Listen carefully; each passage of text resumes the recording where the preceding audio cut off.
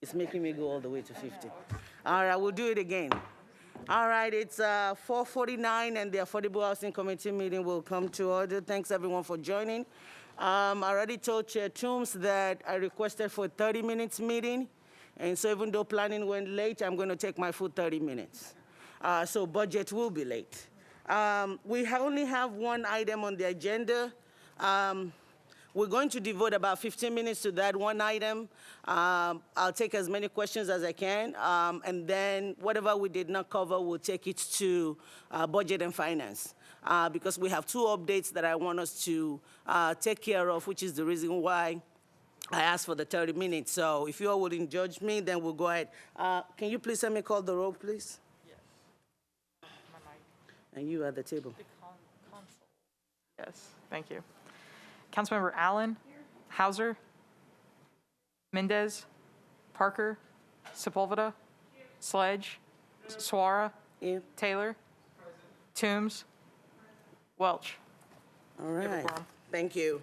The one item we have is Resolution RS 2021-1087, Suara, Toombs, and others, approves a grant from the U.S. Department of Treasury to the Metro Action Commission to be used for emergency rental assistance in accordance with the purposes set forth in Section 3201A of the American Rescue Plan Act of 2021. Can I have a motion? It's been moved and seconded. Any discussion? I believe we have Ms. Lisa here from MAC. I'll let her speak to that first, and then we'll take your questions. I see you. Good afternoon, everyone. I'm here on behalf of Dr. Kroom, who is mourning the loss of a cousin, and then in the course of this weekend lost her brother. And so I'm here standing for her and just asking you all just to keep her in your thoughts. I'll take any questions that you may have. Councilmember Mendez. Thanks. I don't know who this is for. I'm assuming this money is completely separate from the $260 million worth of American Rescue Plan money that is subject to getting committee recommendations and then council approval? Yes. Admin table.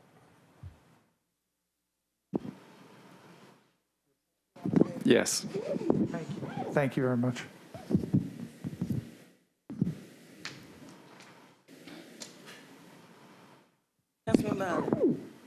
Thank you, Madam Chair. Can we just get a little bit more detail on how other nonprofits will be able to join the team on this round?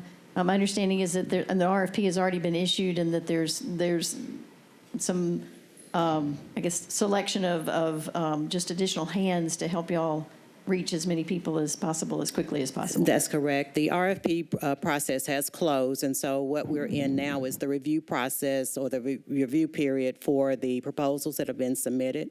And from those proposals, we will select 10 who will be with us as far as helping with this funding. They will have access to the portal, meaning that they can input applications and they can walk an applicant all the way through. We will come in on the end since we have the infrastructure to help with the payment pieces, because many of the nonprofits don't have the infrastructure in place to have that in there. And so we don't want them to have to incur that expense and trying to stand it up when we already have it.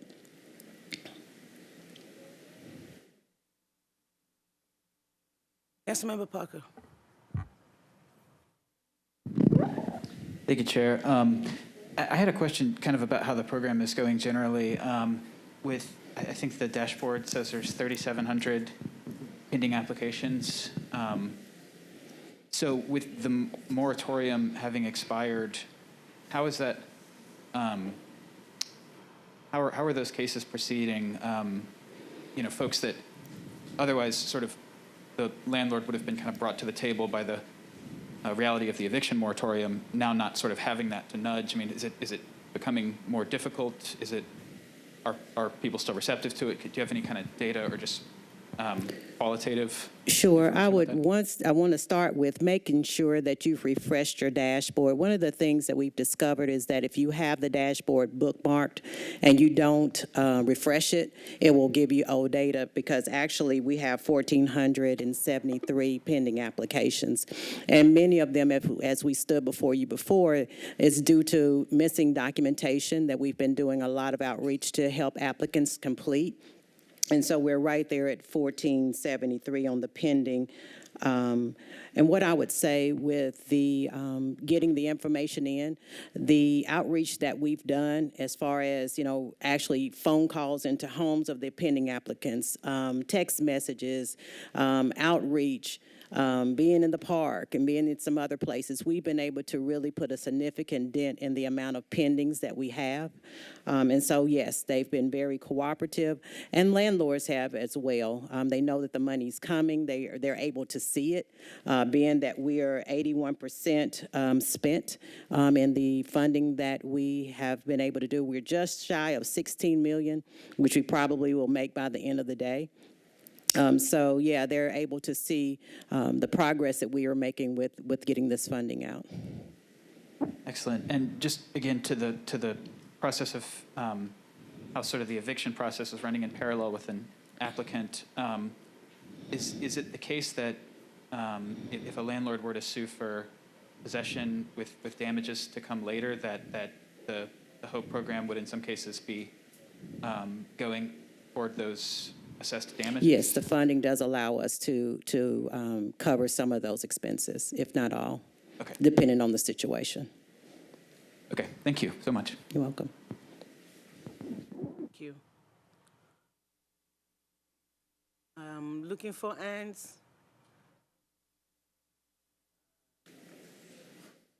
Councilmember Vargas. Thank you. I'm not on the committee, but it just dawned on me I had a question. I know that in the past, there's been some funding given under different circumstances that then required the nonprofit to have an audit. And I'm wanting to make sure that the funds necessary for any auditing later down the line are also in your point of, kind of in your. It is, and okay. which is the other reason why we're going to be the kind of the last touch before the funding actually goes out for that Okay. reason, because it does come with an auditing component. Okay, because I know a lot of those nonprofits, they might be able to do everything else, but not be able to afford a $5,000 audit once Absolutely. it's done. Okay, thank you. Good question. Thank you. And these does go until 2025, so we have a longer time with this new set of money. Yeah, there's another pot of money that's coming later that we're still getting guidance on it, and so that part will extend us, we're expecting, to 2025. And if someone got money from the ERA one, up one, would they be able to get from the HUB 2 Yeah, it would just be a recertification process. And so the cap is either 15 or 18 months. It's kind of not fresh in my head, but as long as you don't go beyond that period, you're able to recertify. For instance, if I got 10 months this go around, there are 8 more months or 5 more months that I can come back and recertify if I needed to. All right, thank you. I do want to address something that I think Councilmember Parker was maybe alluding to. I've been working with Ms. Zeitlin and Ms. Mary Jo Wiggins. There are people that have been going through MAC that do not meet the criteria for getting money from the Emergency Rental Assistance Fund. And so what we're trying to do is we're looking into another pot of money where we can put some money aside to say if you've gone through MAC and you do not qualify, but you're still having problem, we can use that. Now, that has to go through the committee that we set up before it's brought back to us. But we realize that there is, the cost of living is so low that a lot of people, is it low, is that what I'm going for? That a lot of people do make a little bit more than that, and then they fall outside of that threshold. And so that is another pot of money that this council will be looking into to be able to help with that. Thank you, Ms. Councilmember Hauser. I can't find you, so hold on. Where is she? Do you see Jesse Cruz right in the middle? Go up and over one to the right. Yes, ma'am. I have a related question in that, many of the individuals that will be fit the criteria of your program so that you are able to catch up their rents are going to get back on their feet and they're going to be fine. You know, they just have hit this blip because of COVID. But there are other individuals that may need some extended assistance, be that money management or whatever. It's a related question, not a specific question. But during your process, as you're gathering their information, are you able to identify individuals that may need some additional services and Yeah, and thank you for the question, Councilmember Hauser.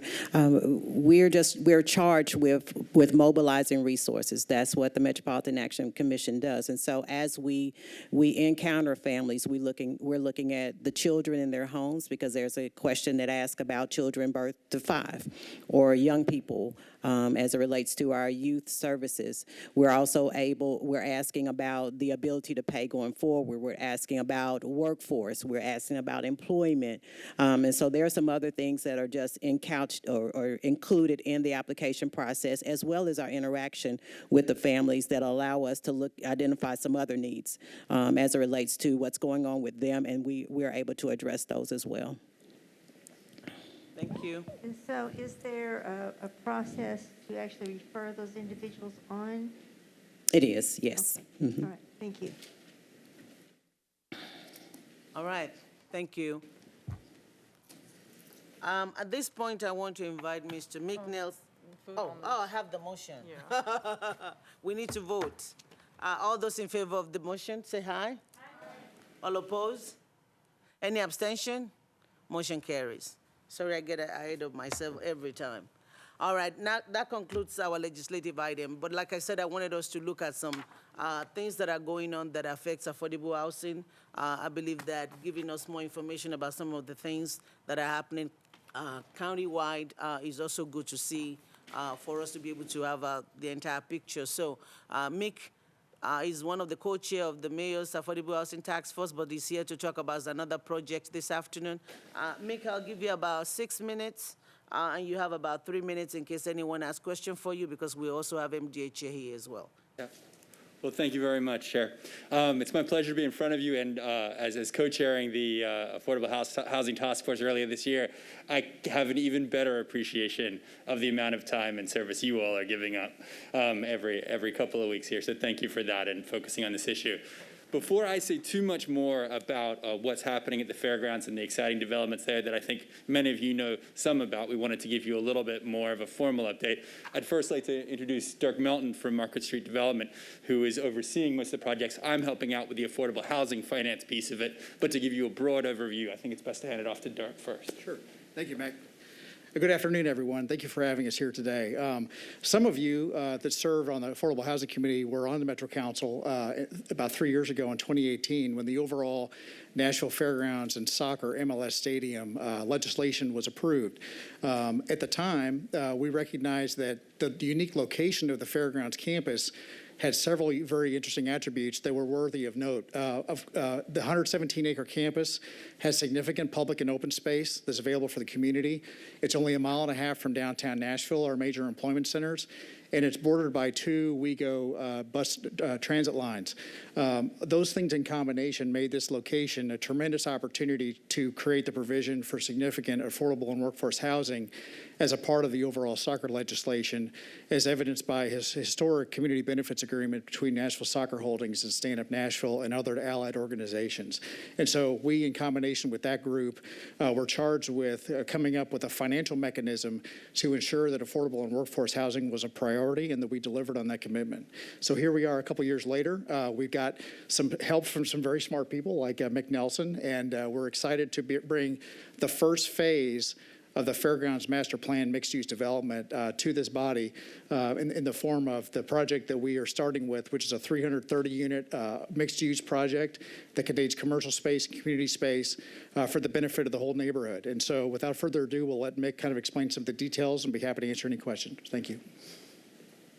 So I know we only have a short amount of time today, but we hope we'll be coming back in front of you in October, because one of the aspects of our financing is low-income housing tax credits from the Tennessee Housing Development Agency. And in part of making those project works involves going through MDHA and getting approval for a pilot. So we have an application in there that will be going in front of the board, we believe, next month, and then we'll be coming back in front of you to discuss this project further. But just to give you a further breakdown of the project itself, this first phase is going to include 120 units for people earning less than 60% of AMI. It'll also include an additional 40 units for those making less than 80% of AMI.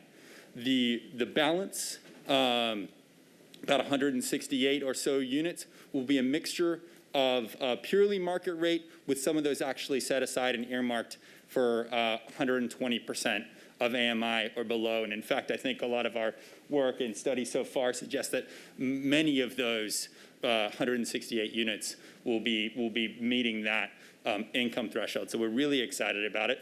The other part of this project that's part of the CBA, and one of the things it's going to be delivering is a sort of startup maker space for a community that will be relatively low threshold to use that space.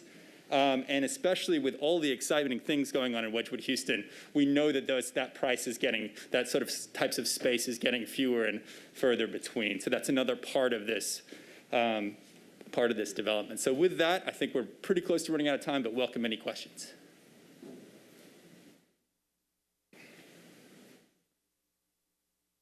Councilman Bowser. Yes, the question that I have is in regards to your set aside of a certain number or percentage of properties that will meet either the 60 or 80%. That is just a percentage of the whole, not apartment A is this and apartment B is that, right? So neighbors won't necessarily know if I'm a 60% medium or 100% or 80%. Is that correct? That's exactly right. And just to get into the weeds a little bit further, these units, we're working very hard to make sure that they're scattered. We actually have to dedicate the units to a certain address, but they are going to be scattered throughout the project so that no one will be able to tell if their neighbor is paying lower rent than they are or not. What's more is all of those units will have the exact same finishes. So it's not like we'll have, granite over here and laminate over there, and they're all going to have the exact same finishes throughout. Councilman Barlin. Thank you, Madam Chair. Can you speak to sort of the grand arc of how other phases will follow on this? Is all the affordable housing being concentrated on the front end just to go ahead and get it, or will there be more coming along the way? Yeah, that's a good question, Councilmember Allen. We intend to have affordable housing in every single one of the projects. This is the first of what we think will be 3 building blocks totaling the 10 acres. And so we have set-asides for affordable and workforce housing in the subsequent blocks. Right now we're developing what we call Block C. We'll follow with Block A and B in sequence. The total of those is probably in the 950 to 960 unit range, all of which will contain affordable and workforce housing. Great. Well, we're excited to see this happening. I think it's a great model. Thank you. Thank you.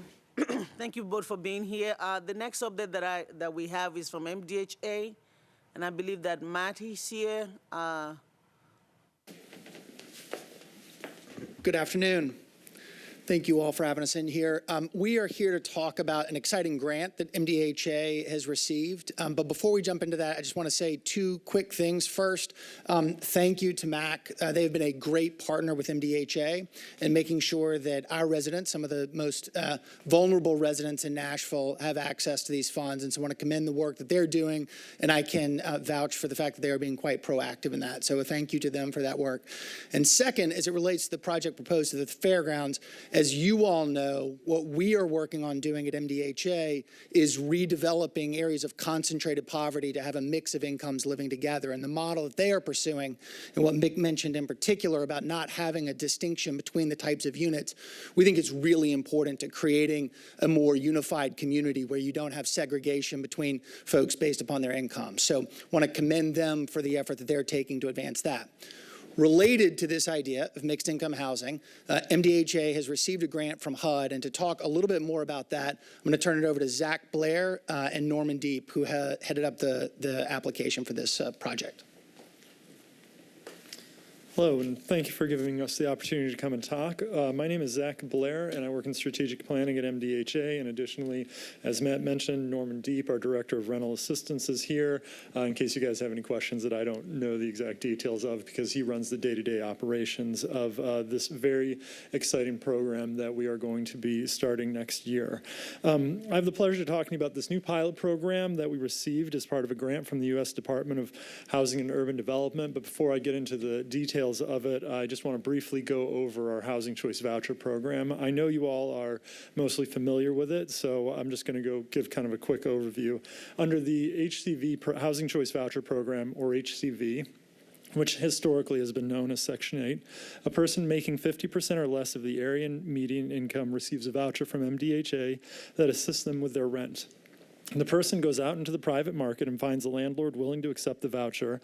And if the unit passes inspection, the person signs a lease, moves into the unit, and pays 30% of their income towards rent. The voucher covers the remaining portion of the rent.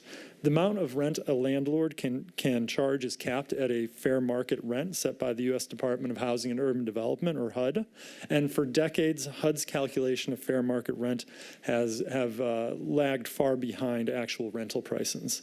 For example, a family using a Housing Choice Voucher in Nashville can rent a 2-bedroom unit for up to $1,197, but the average 2-bedroom in Nashville, Davdison County runs somewhere closer to $1,750.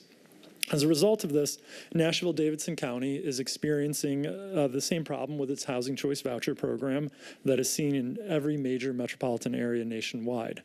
Landlords in neighborhoods with higher average rents can rarely accept vouchers, resulting in families participating in this program primarily clustering in high poverty areas. The result is that voucher holders are largely segregated from the rest of our community. MDHA's pilot program, which is called the Mobility Demonstration Voucher Program and is provided through a grant from HUD, provides a big opportunity for us to address this issue. Earlier this year, HUD announced MDHA as one of 9 PHAs, public housing agencies across the country, selected as a lead agency for this pilot program. The program will provide MDHA with $5 million over the next 6 years to assist families with children in helping them overcome barriers that often restrict their housing choices when they are searching for a landlord to accept their voucher. $4 million of the grant will go towards services designed to empower the families to better understand their housing options and to encourage landlord participation in areas that HUD has identified as, quote, high opportunity areas. These are census tracts that tend to have lower levels of crime and poverty and greater access to community resources like high-performing schools. The services will include a housing coach who will work with families to find a unit in a neighborhood that aligns with their goals, whether it's living in a neighborhood with lower crime or better schools or closer to their work, closer to public transit, or perhaps near family. The coach will also work with them on credit repairs, bus passes, and additional educational counseling. Tied into this, the program will also include landlord incentives such as security deposit assistance and landlord sign-up bonuses if the landlord is located in a high census tract area. And finally, the program will address the issue I mentioned earlier regarding the fair market rent calculations not aligning with the reality on the ground. This means that in higher opportunity areas with rents above the county average, vouchers will be worth more money. For example, a 2-bedroom unit, instead of being capped at the $1,197, will increase, depending on the zip code, anywhere from $20 extra to $600 additional dollars per month for the unit. The demonstration is modeled after a program that was run out of Seattle that was just wildly successful, and it seems like an absolutely fantastic opportunity for us. It will serve 1,950 families. 650 will receive full comprehensive mobility services. Another 650 will receive just a portion of the select services as a way to try to essentially have control and treatment groups to see what are most effective. And then there will be a third group which will just receive an increased value in their vouchers, but there won't be any services attached to it. We're very excited about this. It seems like a great opportunity, and it really is getting at the heart of what we're trying to do, which is help promote mixed income living and to encourage families to have a greater choice and access when it comes to housing. Thank you. Any question? Councilmember Sepulveda. Thank you, Chair. Quick question. Are there any restrictions when it comes to legal status and who can apply for these funds or not? The Housing Choice Voucher Program, per the federal statute, is limited to families who are either citizens or have legal residency in the United States. And Norman is nodding yes. So there you go. Right. And we're just limited by congressional statute on that. Thank you. All right. I'll take one last question. Councilmember Hauser. Yes, can you speak again to the incentives for landlords? Because my day job, I work for an agency that provides low-income. I know as an agency that does that, our tenants require more attention. In other words, I could probably take care of 2 or 3 times as many folks that didn't have the challenges that our folks do. So can you speak to the incentives, not only of providing vouchers, but what other services are available? Because I think there are many landlords that would like to be able to do this, but their concern is, what if this, or this issue comes up? Who do I refer to? How do I do that? Because I know oftentimes we talk about, oh, well, you know their caseworker. Well, Councilmember that Hauser. doesn't work so well. We only have 2 minutes left. Thank you. So the program is currently in year 1, which is going to be a planning phase, and we're going to begin implementation in March. And the Department of Housing and Urban Development is going to standardize the services across us and the other 8 housing agencies nationwide. So we will see security deposit assistance as part of the program. We will also see a landlord sign-up bonus that is going to be part of the program, and there are going to be additional post-move services that are going to be part of the planning, or that is going to be part of the program. But the federal government, with our input, has not yet finalized exactly what the post-move services will be. So, and I'd be happy to follow up with you on that later on.